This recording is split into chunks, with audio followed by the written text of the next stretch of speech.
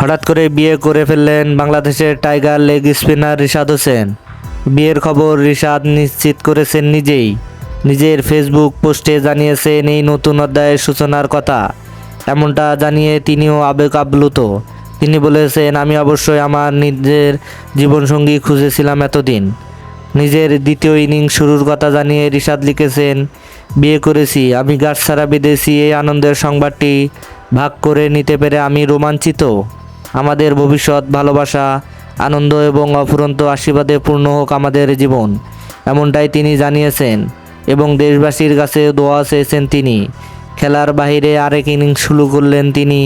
তার এই ইনিংস যেন আরও ভরপুর হয়ে ওঠে তার খেলার মাধ্যমে। বাংলাদেশ ক্রিকেটের একজন লেগ স্পিনারের অভাব ছিল দীর্ঘদিনের।